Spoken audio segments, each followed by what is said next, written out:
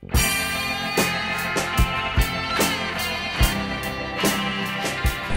kids, welcome back to another episode of Cooking with the Snack Master. I am your Snack Master, Matt Rothstein, and today you might be wondering to yourself, hey, what's with the getup?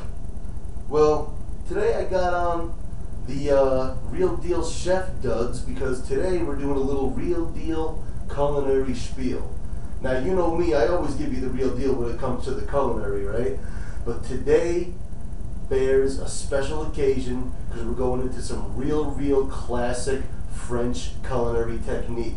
What are we doing? Well, Snacky's keeping a promise to you. Today's the stock episode. I've been telling you I'm going to show you how to make a stock. Now is the time. What are we doing today? Beef stock. Now, thought about this for a second. And you see, I thought, beef stock, yeah, you guys need to know how to do it, but you know what, just watching me make a stock, that's the end of the episode, it's a little boring, you know? It's I throw some bones in a pan, throw bones and vegetables into a pot, and then it's done. Not very exciting. So here's what we're going to do. You need to learn that stock, so we're going to go with that. But we're going to take it a couple of steps farther, a couple of steps further down the culinary trail. And we're going to go from stock to sauce, to finishing sauce, to dish, to plate, to table. How are we doing that? Here's what we got for you, gang. First, we're going to make a beef stock, like I said. Then beef stock becomes a wonderful classic French mother sauce known as Espagnole sauce. We're going to make the Espagnole, and that'll be step 2. Now, Espagnole, when you see me make it, it's gravy. In French, they call it the Espagnole sauce. It's pot French, Espagnole. It's gravy.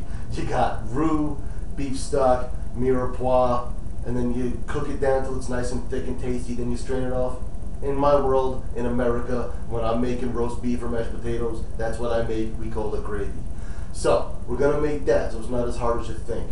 After we get that classic French Espagnole sauce, or gravy, what we're going to do then is we're going to turn around and take some more of the beef stock and some of that Espagnole, equal parts, put those in a pot together, stir them around, and just let them cook down until they reduce by half and thicken up real nicely. You know what that's called, gang? Demi Glace. What is Demi Glace? Brown, beautiful liquid gold. Okay? It is fantastic. It is the foundation for so many sauces. And sometimes it can just be a basic sauce by itself with just a little bit of help. And that little bit of help for a basic pan sauce is what we're going to do. Because step 3, our end result, or actually that might be step 4. Well, Snacky's not counting Snacky's cooking. So, but anyhow, the next step after we have that demi-glace is we're going to finish off with a pan-seared New York strip served with a mushroom demi-glace. That's right, gang. We're going to sear a steak in a nice pan. We're going to then remove the steak and let it rest. While it's resting, we're going to deglaze that pan with a little bit of Cabernet. Then add some demi-glace to that. Let that come together a little bit. Then put some sauteed mushrooms in that. Let it cook up. Finish it off with a little bit of butter. You know our montage technique. Then mount the sauce. After we have the sauce mounted and put together, it's all set to go. You slice your strip steak so you can serve it restaurant style real nice. Put it on a plate. Drizzle over that wonderful demi-glace sauce. And then, kids, we're eating. Because I know you guys got to see me take a bite of something when the show is done. You got to see the culinary money shot, or what are we going to have for a show? So, let's get to it, all right? What do we got here? We have here mirepoix, diced tomatoes and tomato juice. We have tomato paste. We have here peppercorns, whole peppercorns, black peppercorns. And we have here 5 bay leaves. These are your foundation for stock. Now what else are we missing for the stock? Let's take a look. Beef bones. Right here we have beef bones. We need these. Stock is made by boiling, or simmering actually, bones. You don't boil it. Let me take that back and make sure I take it back, because it's a really important point. You don't boil stock. If you boil it, the stock gets cloudy, okay? It gets full of way too much sediment that you can't strain off later, and it makes a messy, cloudy stock. You simmer it. You bring it up to a low simmer where it's just slightly, ever so slightly bubbled, and just an occasional little pop, pop, pop, pop. That's about all you want. That's it. You don't want it boiling. That's not stock. That's soup. And that's another show. So let's get into this a little bit. I'm sorry I don't have a big knife skills episode today. I like to show you some knife skills, but today we got something real simple. The only thing I really need to cut up at this point is this parsley. Because what you use when you're making stock, really, is just the parsley stems. Why? Well, because in a restaurant, what you're going to be mostly having, and if you get a little bit of the parsley here, it's fine, but what you're mostly going to be having in a restaurant with the parsley is you're going to have leftover stems from the parsley that you have taken off because you use the parsley for things. This we keep. This gets diced up or minced finely. This gets used for garnish. This gets used actually as an herb in your sauces, in your soups, in your stews. So you keep this. When this is left over, you have these stems. And the stems have all the flavor that you need, but they're not the fine part of the parsley that you want to use in your dishes or on your plates. So that's why we use stems. Just because in restaurants we don't like to waste. Matter of fact, that'll also tell you a little bit of a story about our mirepoix here. Now our mirepoix, if you remember, is celery, carrot, and onion. Usually it's a ratio, 50% onion, 25% carrot, 25% celery. This, it's an approximation, okay? I didn't actually measure it because stock isn't rocket surgery. Stock is pretty simple, it's rustic. You throw a bunch of things in a pot and you let them simmer. So, what we have here is some celery that I had in my, actually some carrots too, celery and carrots that I had in my fridge that are not bad, they're not slimy, they're not terrible, they're not anything you wouldn't want to eat, but they're a little bit past their prime.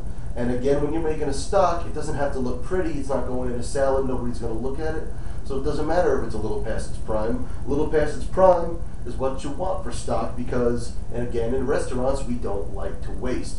So we take things that are on their way out the door but aren't quite there yet, and that's what we throw in the stock pot. So I got here about, I don't know, 5 or 6 stalks of celery. I got here 5 carrots.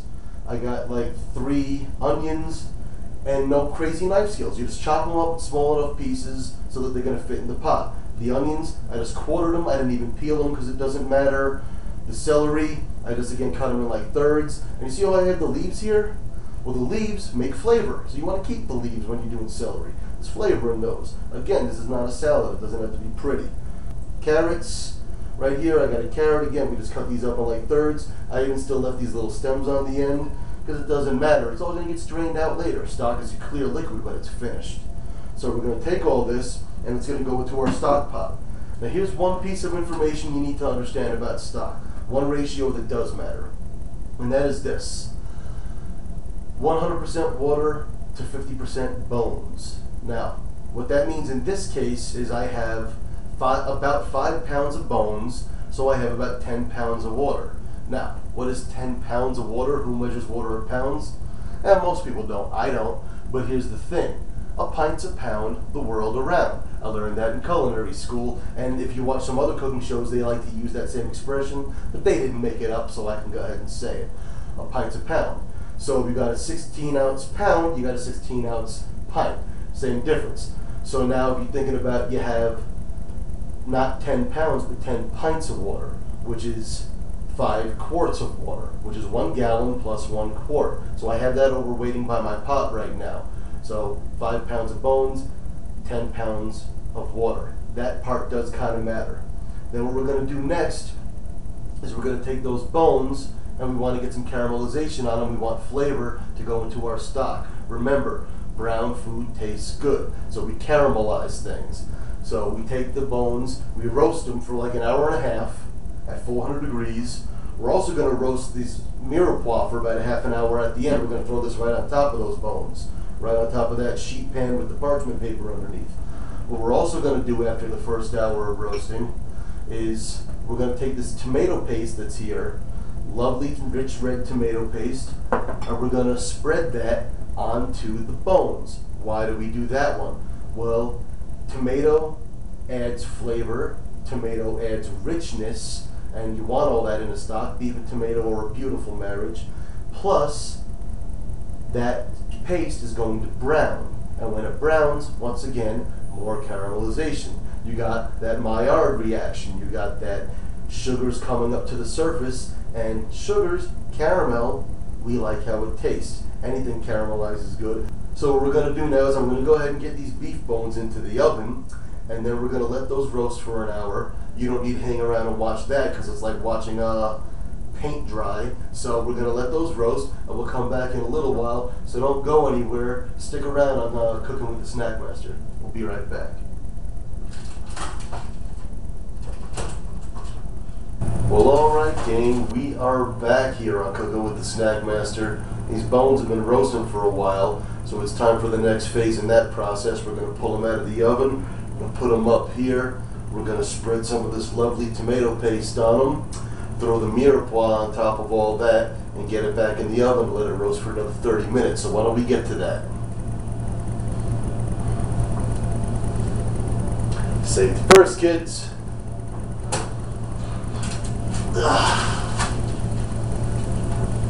Oh boy. These look lovely. They smell lovely. You can just smell that beefy, rich goodness. That's fantastic. Now what we're going to do, like I said, we just liberally coat these bones with tomato paste.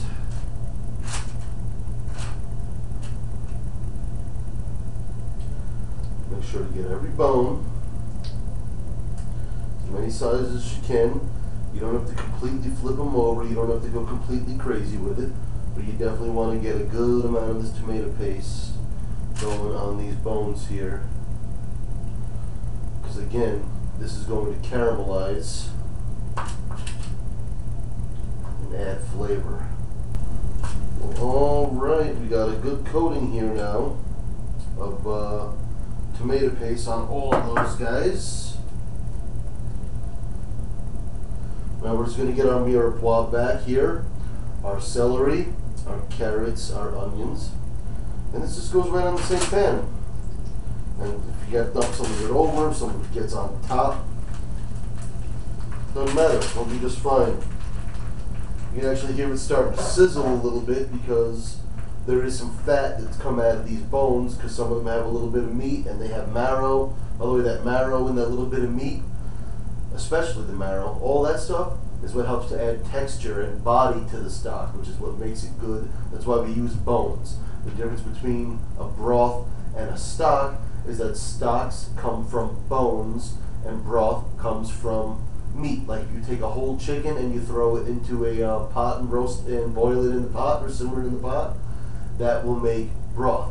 If you take just the bones from that chicken and you put it in the pot, that's going to make chicken stock. But we have beef stock today. So let's get it back in the oven. We're going to let this roast for about another half an hour. That'll be about all we need for this. Then we'll take it out, get it in the pot, and we'll meet you over at the stove where we can go ahead to the next step and start making this stock. Meantime, I'm going to put this away and I'm going to go pick up your favorite sous chef from school. See you guys in a little while. We are back here on Cooking with the Snack Master. The bones are done roasting. We're about to pull them out. We're going to add them to this pot right here, this big stock pot, and we're going to start making some stock. This is a real easy step. It should just take us a couple of minutes and we'll walk you through it. So let's get the bones. Safety first.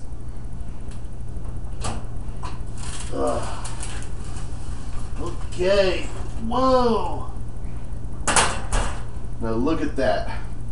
You see the browning that has taken place on that tomato paste there? Can you guys see that? That's fantastic stuff right there. That is what you want. So that's important. Like I said, that browning is flavor. So we're going to take this guy off. Now what happens is all this stuff just goes into this pot. We'll pick up the bones. So now what we're going to do, we have all this stuff in the pot. Next we're going to add in our parsley stems. That's great. Our 5 bay leaves. Gonna add in our peppercorns. I just poured out a few. I don't know how many. If you have to count them, I don't know, maybe it's about 30 if counting makes you feel better. I just got a bunch, whole peppercorns, just dump them in. Keep it real simple. Now, you're gonna notice something important. No salt, okay? I'm always telling you guys to season everything. Now, when you're making food, that's true. This isn't food yet, this is an ingredient. And you don't wanna season stock. Because what did I tell you before we're gonna do with this stock? We're going to make Espagnole sauce, then we're going to make Demi Glace, right? Well, you see, the Espagnole, you're going to season. The Demi Glace in its final step, when you're ready to actually cook it and make a pan sauce, you're going to season then. What's next? Water. Good old H2O. Pour that in. It's going to more than cover, but that's fine. It's almost filling the pot, but again, that's okay. You know why? This is never going to boil, so it's not going to boil. Here's some diced. Next, we have here some diced tomatoes in tomato juice, right out of the can. It's fine. You know, like I said, certain canned products do work just fine. If you want to chop up fresh tomatoes and throw them in here yourself, go for it. Go right ahead. This, I think, is just fine to create the flavor, color, and texture that we want. So that's perfect. That goes in there. Just want to give that a little bit of a stir. Incorporate everything.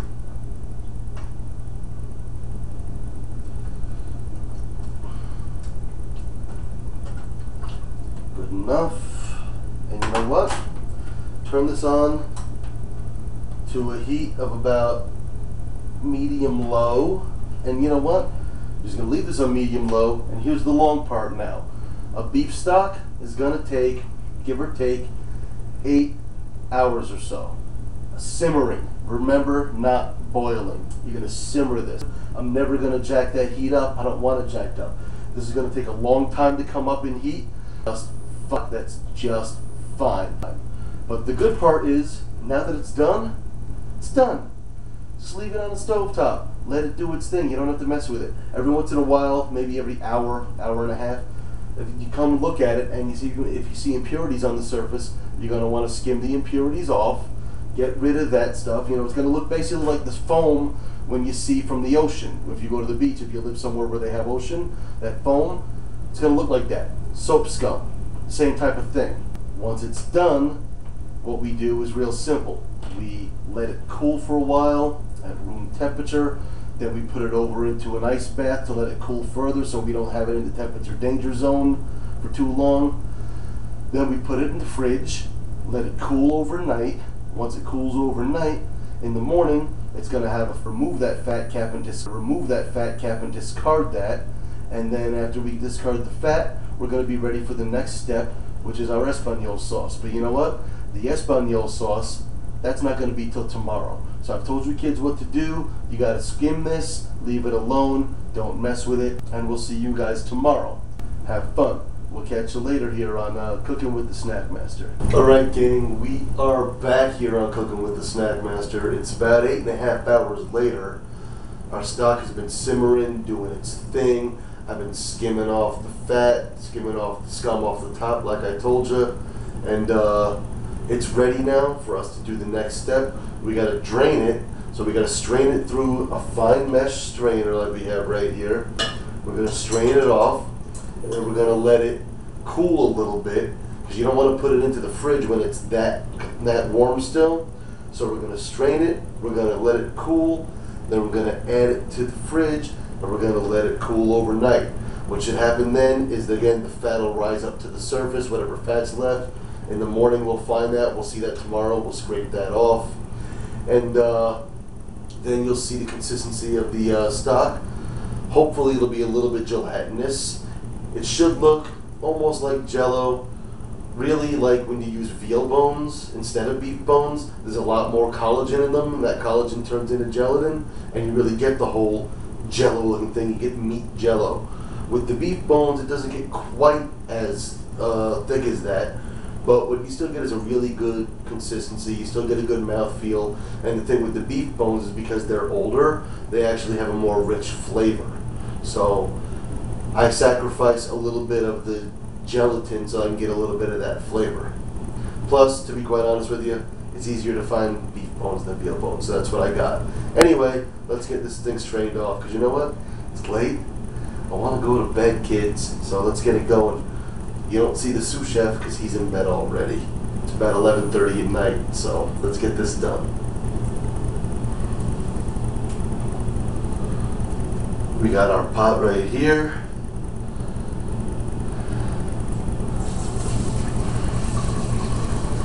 And you want to be careful, gang, this is hot.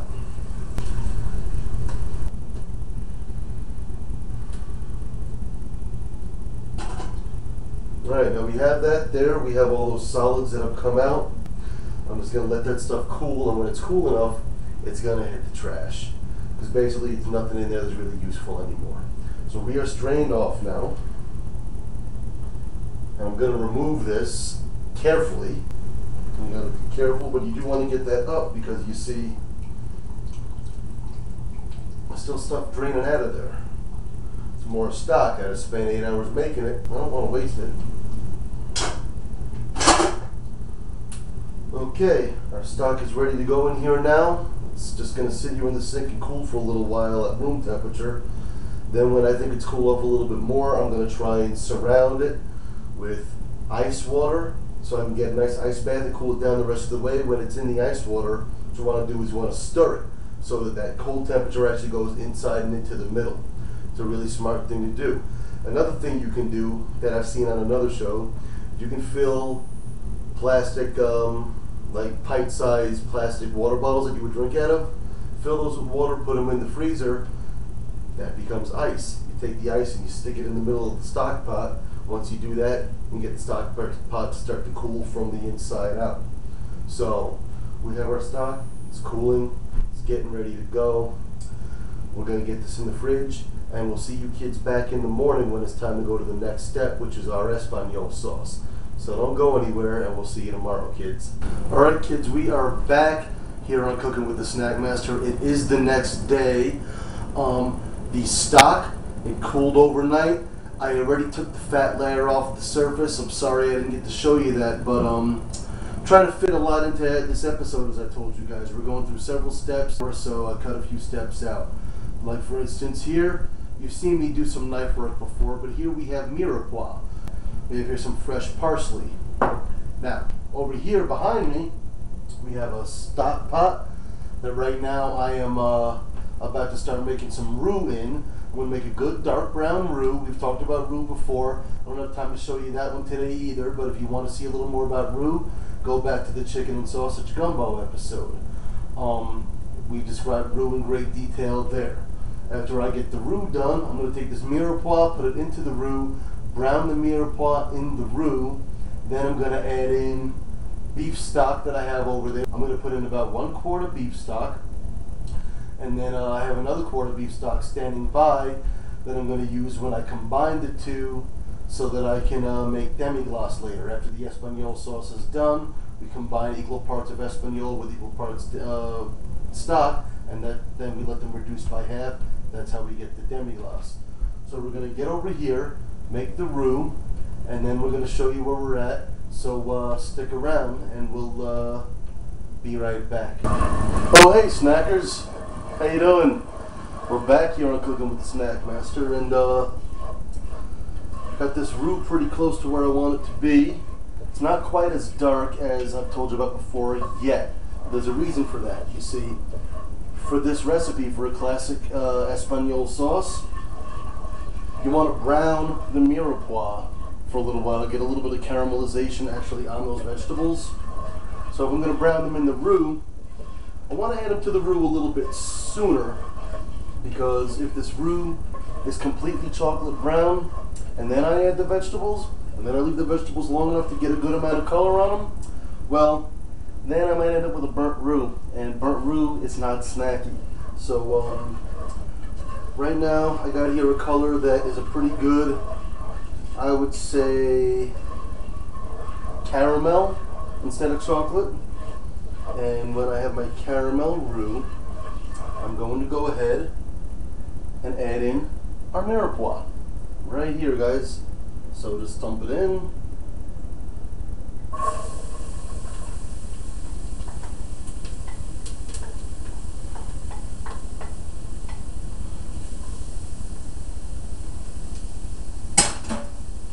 Another little trick, I believe I told you this before, is once you add the onions, rather once you add the onions to a roux, the sugars from the onions will also help carry along that roux color, because the sugars will continue the browning process. So now I have mirepoix, and it is going to saute in the roux. And because, like I said, I want some color on it, that's going to take a little bit of a while, and this is going to take a few minutes. So we'll see you back here when this is ready for the next step. So don't go anywhere, kids. We'll be right back. Alright, snackers, we are back, and right now I have nice vegetables that have some nice brown on them, some nice color. The roux has deepened more in color and got more of that rich dark brown that we like. So the next step is real simple. Give that one more little stir there. Then I'm going to pour in the rich brown stock.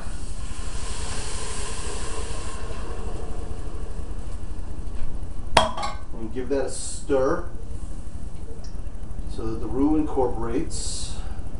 And like always, we don't know exactly how thick this is going to be until it comes back to a boil.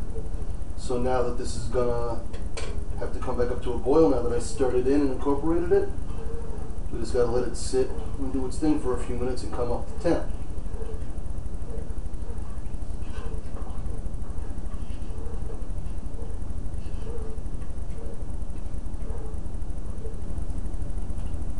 It's got a nice brown color. It looks good. It's going to be tasty. It's going to be snacky. You kids are going to dig it. Trust me on that. Alright, snackers, this has now come up to a boil. It's doing its thing here. So now what we want to do, we have a little bit of fresh chopped parsley. Remember that parsley that we cut off the stems to use the stems in the stock?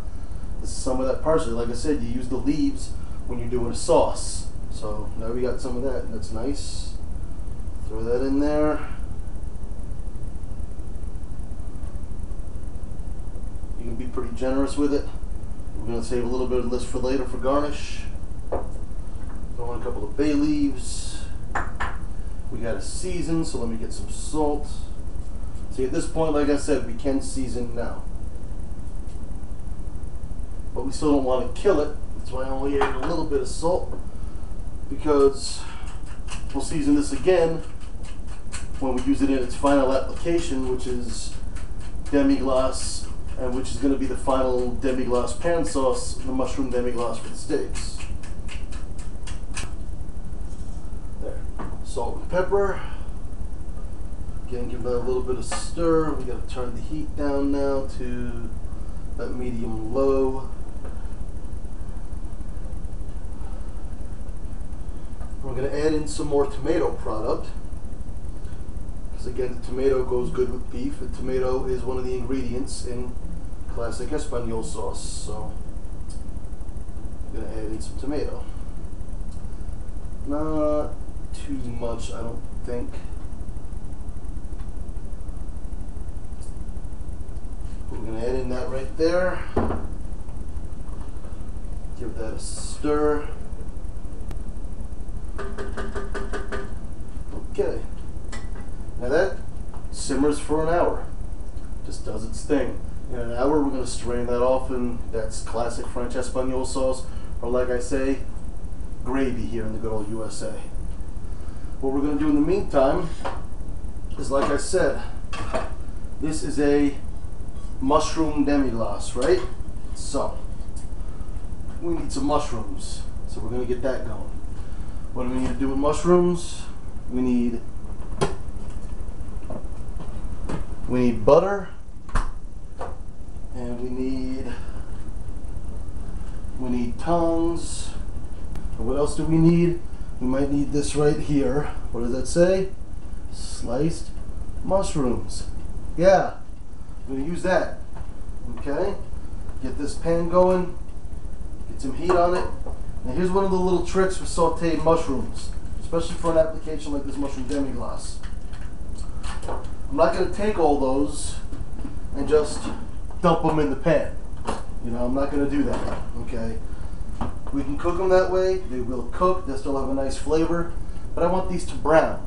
So to do that, you got to take care with what you're doing. So I'm going to go ahead and I'm going to put them in the pan in a single layer.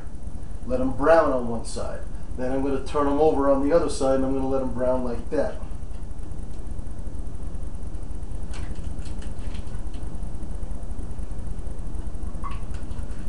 So add a little bit of butter to the pan.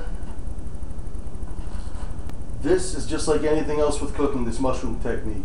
Anything worth doing is worth doing right. It's worth taking some time. Okay, you put a little bit of effort into it and you will appreciate the results. So instead of just dumping them all in, wait until they don't look white anymore, saying, okay, good, we got sliced mushrooms, we got them sauteed. We're gonna let them brown. Remember, brown, caramelized. That's what happens. Maillard reaction. Brown food tastes good. You want all that. Alright kids, that right there is the Espagnole sauce. It's nice. It's at a simmer, which is where we don't want it boiling. We let it come to a boil to bring the roux out, but then once we did that, we want to go ahead and lower it. So next thing we're going to do is show you these mushrooms. Alright kids, now let's get to these mushrooms. Got this pan here. We got butter that's nice and foamy but not too hot. It's a good thing. Again, these mushrooms, we're going to put them in a single layer. Let them brown up evenly. And some of these are pretty big. They're pretty gorgeous mushrooms. So we want to lay them down. We're going to let them brown up.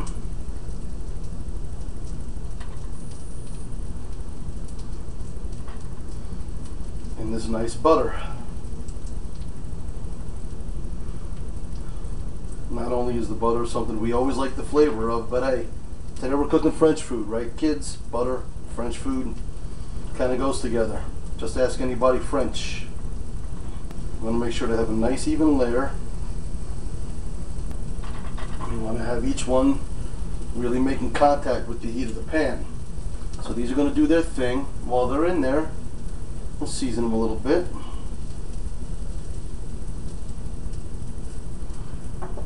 A little bit of salt, a little bit of pepper. And these are going to take a little bit of time. And we'll come back, we'll show you what they're like when we turn them over. You can see the color has changed a lot in these. You can see most of the butter is gone because mushrooms are like sponges, so they soak up the oil. But here's what you really want to see. See this? I'm trying if I can show you one of these up in the camera. Yeah, see that? You see how that's nice and brown? That's what I'm talking about. That's nice and caramelized. That's what we want for all of our mushrooms, because that's beautiful. Not only does it look beautiful, it tastes beautiful. So we're going to give all these a turn, and we're going to cook these on both sides to that same lovely brownness. Oh, look at that. See all that brown in there? Look at that. You kids got to have a look. Look at that. Oh, that's gorgeous. We're going to come back in a little while when it's time for our next step, which is going to be to strain out our Espagnole sauce and turn it into some Demi Glace. So you kids don't go anywhere, and I promise you're going to like what you see when you get back. So stay with us here on Cooking with the Snack Master. Well, alright kids, we are back here on Cooking with the Snack Master. You can see this lovely, lovely Espagnole sauce here. It's beautiful. It's cooked down nicely. It's nice and thick and rich. We're going to give it a little bit of a taste here, see where we're at if we like it. Okay, skim some of that off. We are in business, gang. So, what we're going to do now is we're going to strain that. And when we strain that, we want to get all the little bits out of the pot, because classic French sauces are smooth. That's why we strain them. They're not supposed to have chunks in them. Very important to make sure you get all that out. Alrighty, so that's good to go. Now we take our spoon here. We have here the bowl that we just strained it into. And we want to push through all of this vegetable here, all this mirepoix, and make sure that all the sauce comes out of it, because we don't want to waste any of the sauce that we have been making for the past 2 days.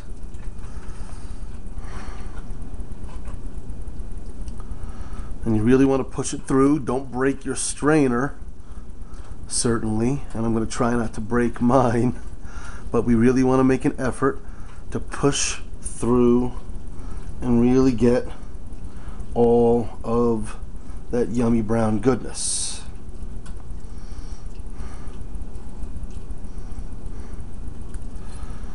And once we have done that, which looks pretty good to me, what we want to do now is get rid of this over here.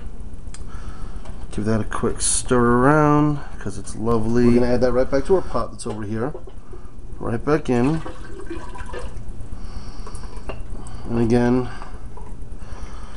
try not to leave any in the bowl because we don't want to waste it. Okay. And that right there is some lovely, lovely business. It's a beautiful Espagnole sauce. Now, the next step is Demi Glace. How do we get that? Well, like I told you before, Demi Glace is Espagnole and more stock reduced. So, in equal amounts. So I'm going to add now an equal amount of stock. A little bit more, but accounting for evaporation, that's probably about an equal amount. Go ahead and stir those together.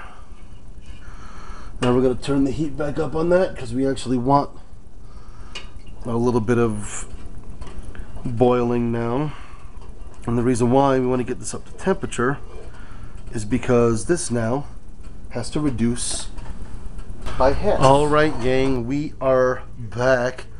This now is Demi Glace. This has reduced by a little bit more than half even, and it is now thick.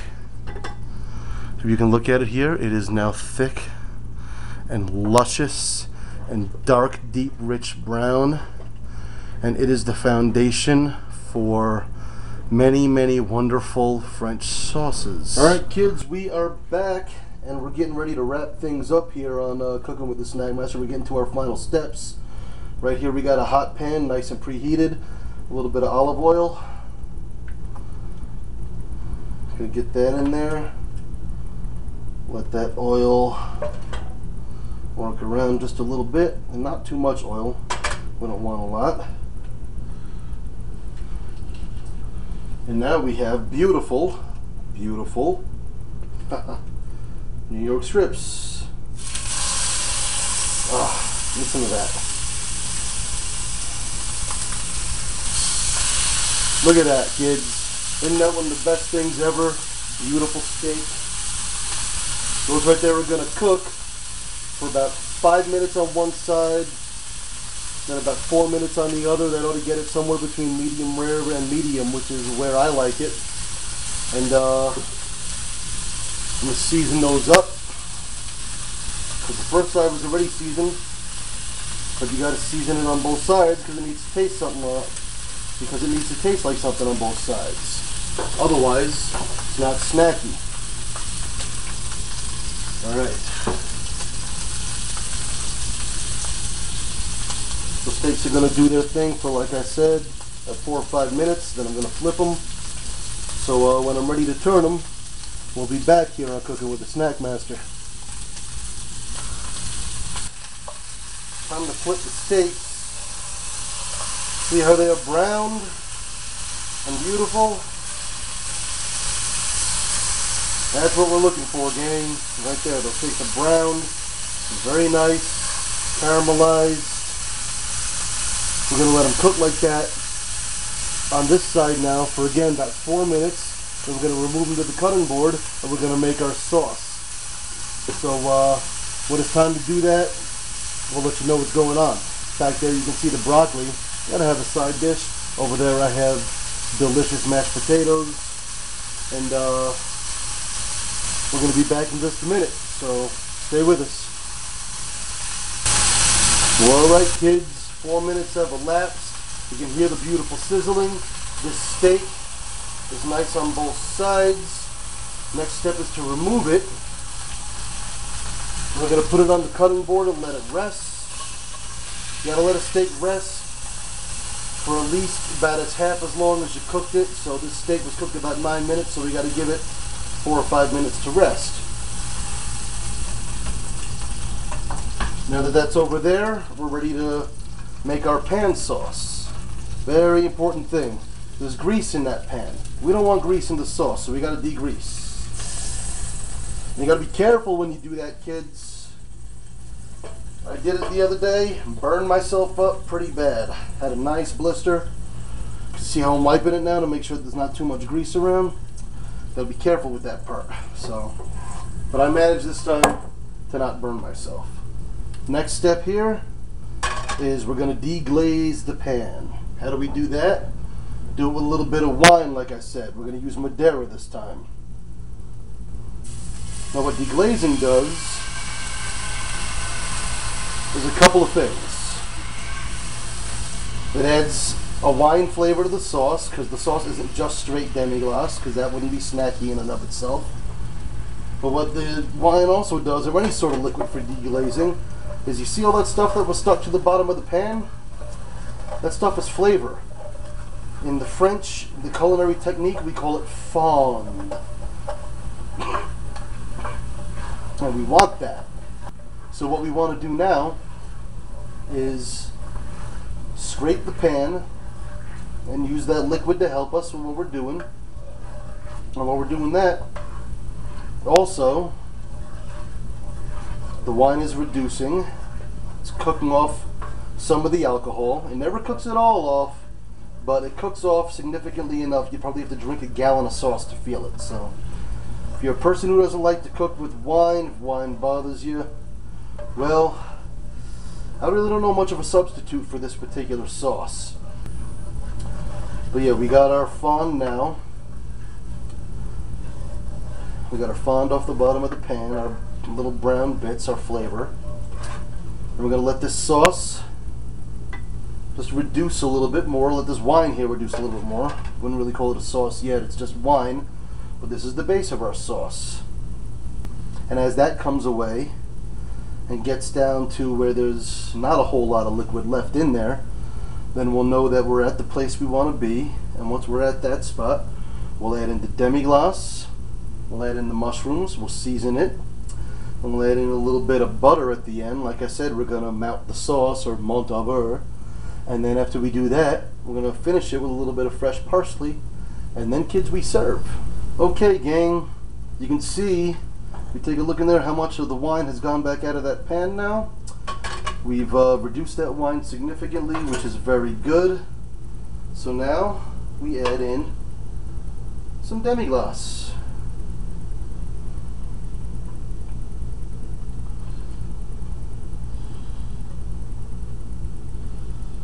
Don't worry about that spot, somebody will clean that up later. We're going to give that a stir, combine the wine with the Demi, and see if we like our consistency.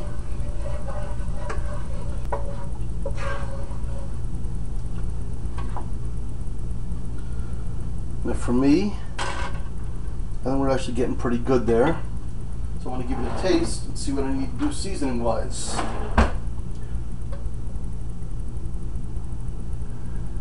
Hi kids, sauce tasting time.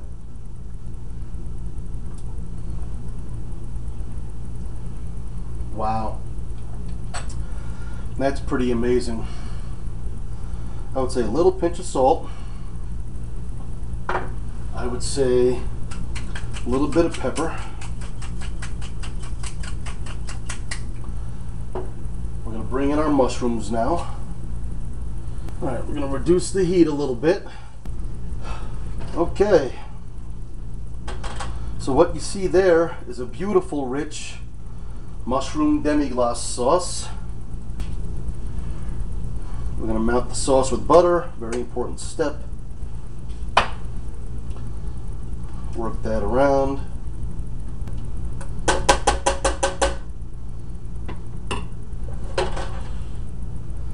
And the butter gives it a nice sheen and a wonderful flavor, and that's why we mount the sauce. It's fantastic. We're gonna get some more of our fresh parsley, right, because we're right at the end. Put that in there.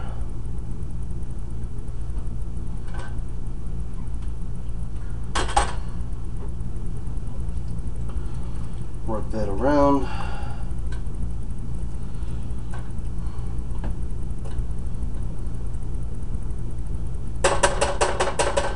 And you see, it didn't make a ton of sauce, but I'm saucing like a steak. I don't need a ton of sauce. That's more than plenty for what we're doing.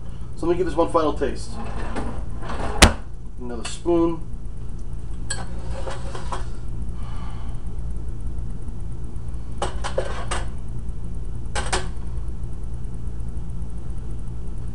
Sauce tasting again. Ha!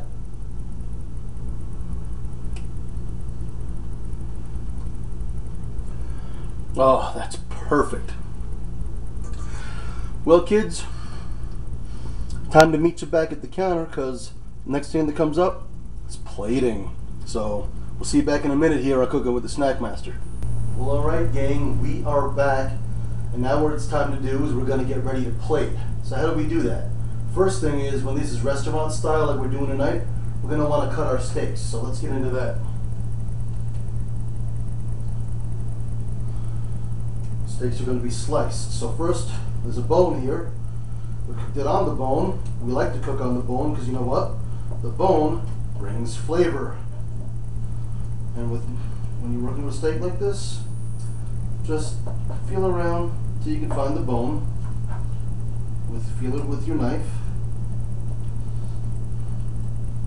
And there you go. Bones aside. We'll take the steak and give it a few nice slices. Beautifully cooked inside. We can slice them thick. They don't have to be super thin sliced.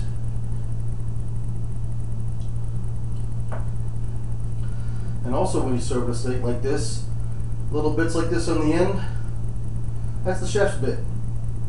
Chef keeps that, okay, because it doesn't look pretty on the plate, but this part does. Got a little bit of fat here, you want to trim that. There, see that's not next to plate. We get ourselves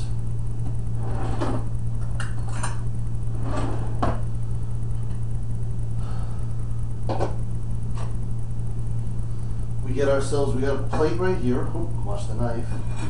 We got ourselves a plate. We got some of our lovely, lovely mashed potatoes. Put that in the middle. Just like that. That ought to work just fine. A little more. I like mashed potatoes. Then we take our steak. We're going to want to put it down nicely like this. Use the mashed potatoes to get some height, and there you go. That's just right, just like that. See that? It's nice and presentable now. What we're going to do now is get some of our broccoli.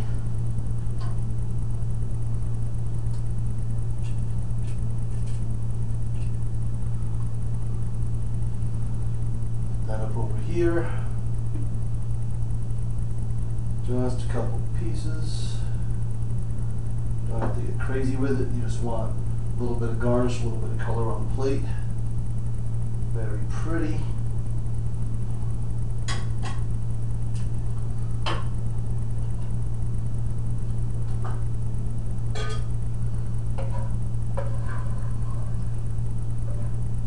And last, but certainly not least, our wonderful luscious Demi Glace sauce.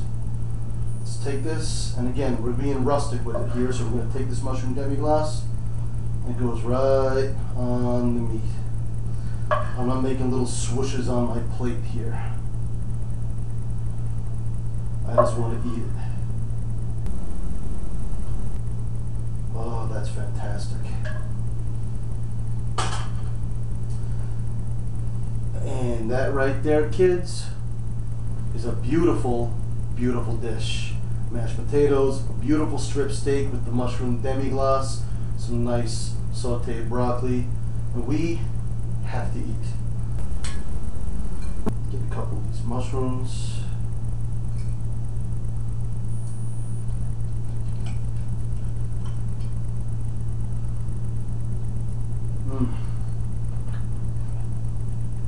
Oh my god.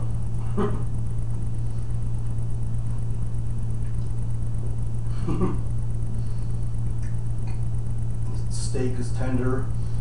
The sauce is so rich and luscious. The Madeira gives it a little bit of sweetness.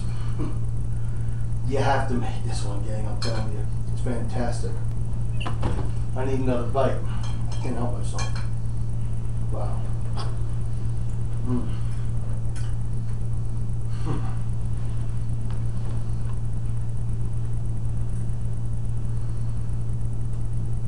Wow. Let me tell you something, gang. Let me tell you something. That was a couple of days worth of effort, a little bit of time involved. It was worth every last second. That is beautiful, and that is a meal that you can make yourself for, I don't know, probably less than 10 bucks for this plate. That would cost you $40 in a French restaurant. That is top of the line gourmet, real deal culinary spiel from your snack master, because I don't mess around. So that's it for this episode. Thanks for hanging around with us. Hey Mikey, come here.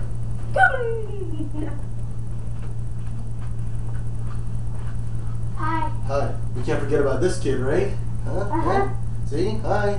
Hi. How's that look to you? Good. Want Daddy to make you a plate? Uh-huh. Okay, we're gonna do that in just a second. I gotta go feed Michael now. We're gonna have our dinner. So you guys, don't forget to keep watching. Don't forget to stick around with us and be a part of the snacking crew. So check us out on Facebook at Cooking with the Snack Master. Check us out on Twitter at @1snackmaster, the number 1. And don't forget to go to the webpage, which is cookingwiththesnackmaster.tumblr.com. Stay with us on the internet, kids. Stick around and see what we're doing. And don't forget to keep watching. And don't forget to keep snacking. We'll see you next time.